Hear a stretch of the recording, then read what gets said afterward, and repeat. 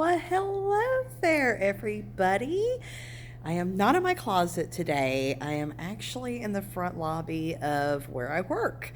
Um, so, but I had something today that is a really big deal.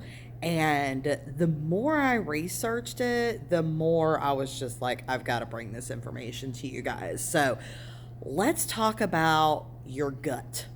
Okay.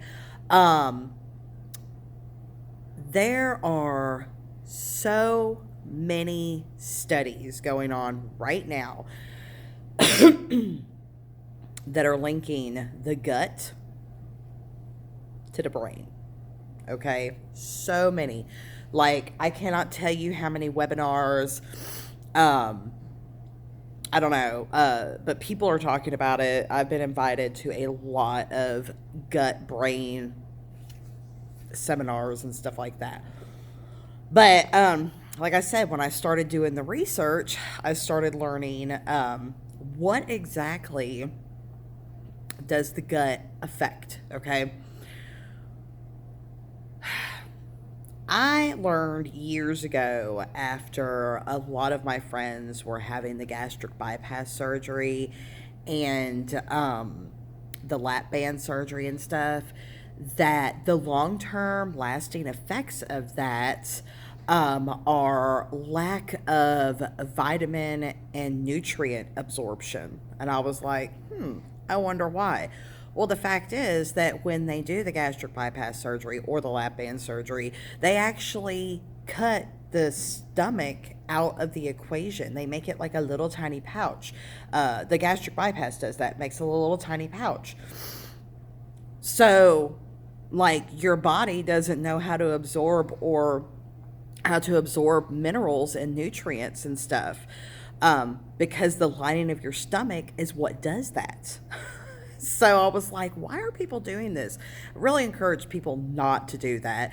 I'm on a 10-year journey of losing weight. I'm not 100% there, but I would encourage you to really um, don't jump for the quick fix. Just don't do it. It's not worth it.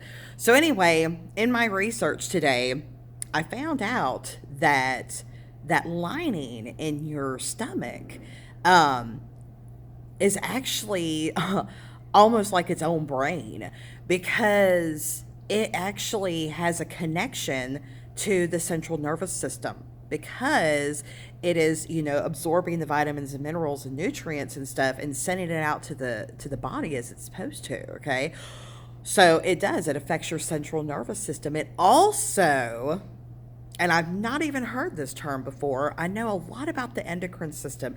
The endocrine system is the system in your body that takes the hormones and sends it to the different parts of your body and is how your body acts the way it does. So evidently there is a connection between the neuroendocrine system, okay? The neuroimmune system.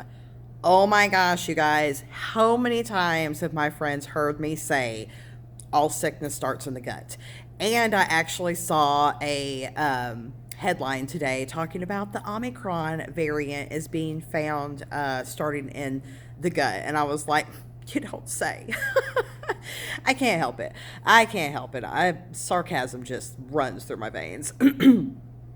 But also, the hypothalamic. I don't really understand what that is, but I know what the pituitary gland is, and I know what the adrenal glands are. And it also has a connection there. Everything really, like, it's the center of your being. You know what I'm saying? And that is where it all flows to the different things. Your pituitary gland is the gland that is growth. You know what I'm saying? Like, when you're a kid, I don't know if you remember in like sex ed, they talk about the pituitary gland and how important it is for children as they grow. It gets really active at certain ages of children, with hormonal growth and stuff like that. The adrenal glands are where you get your energy from, guys. And they're actually in the back above your kidneys, which is interesting. But yeah, so it just blows my mind. So I said all of that to say there are some things that I would really encourage you to be aware of and to get into your diet, okay? Because we as Americans, we eat so much junk. There is so much trash out there for us to eat. And once your taste buds get a taste for it, I know for me, I'll eat those Lay's potato chips and I will want them suckers and want them suckers. Are they healthy for me? Probably not. Because they're so processed. The processed foods, I learned in a video that processed foods from a doctor, it was from a doctor. And by the way, you guys, I'm not a doctor. This is all research. This is all things that I have found that other doctors and scientists have done the experiments and are a lot smarter and have more degrees than I do. I have no degrees, you guys. I just am a research hound. So, anyway, I completely lost my train of thought there. So there are some, I almost had it. I'm going to get it back. But I did see a video and it was talking about the different things that your stomach needs to the processed foods. That's where I was going with that. Processed foods. When you eat a processed food, your body is like, I don't know what that is. Is it nutrient? Is it vitamin? Is it mineral? If it's none of those things, if it's so highly processed that your body can't figure it out, guess what it does to it? It turns it into fat. So to help avoid that is why doctors are really encouraging people to eat a more nutritious diet, to eat more healthy, all natural foods, because the less processed foods that you get in your body, the more your body is happy, because your body's like, hey, I recognize that, I can process that, I know where that needs to go in my body. You know what I'm saying? So everybody's heard about probiotics, okay? And I am a huge I'm a huge encourager of making sure that you have probiotics to help break foods down. But, and a probiotic, you can find that in kombucha. You can find it in apple cider vinegar, but it's got to be the unprocessed apple cider vinegar that has the mother. And you guys don't come at me about you can't drink it. I promise you that you can drink it. My favorite way to do it, if I'm just gonna, be shooting some apple cider vinegar, yes, I be doing that sometimes, as I like to put it in a little shot glass, shoot it back, chase it with some grape juice.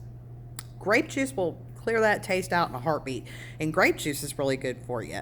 It's got a lot of good stuff for the gut. I remember back years ago, before I started really digging into research, I was a big encourager of people making sure to drink grape juice daily when like stomach bugs were going around and stuff like that, because it would just, neutralize the stomach. I may not have said that right. Y'all don't come at me. So anyway, but other than just probiotics, you have to have digestive enzymes, okay? And let's talk about digestive enzymes. There are 3 main digestive enzymes that you really need that'll help break down foods for you and make sure that all the vitamins and minerals and nutrients are going to the right places. The first one is bromelain. Bromelain. Okay, I'm sorry. I even went and checked to see how to pronounce it. But I'm really excited to talk about this one because I did not realize that it is actually in sea moss. And I am new to sea moss. I've been using sea moss for probably a year now.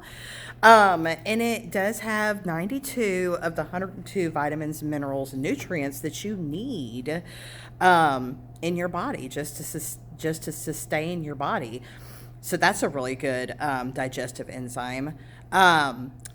Lipase. We're going to say that. Lipase. Lipase. Avocados are really high in lipase. So, and everybody's going on about how avocados are good for you. It's a healthy fat. Yeah, go research some avocados because they are really good for you. And the last one is amylase. It is AMYLASE. And potatoes, like sweet potatoes and even white potatoes, are high in that, and it's a good place to find that. Don't come at me. There are good carbs out there, people. Carbs are your friends. Stay away from processed carbs. That's where it gets you, is when it's the processed carbs. But anyway, I just wanted to come on here and talk about all that because I found it like super interesting and informative, and I feel like it can help somebody out there. So anyway, I did not mean for this to go this long. I hope you guys are having an amazing day, and drop in the comments like what you guys want to talk about, what you want to hear about, because like I said, I'm a research hound and I love this kind of stuff. Stay blessed.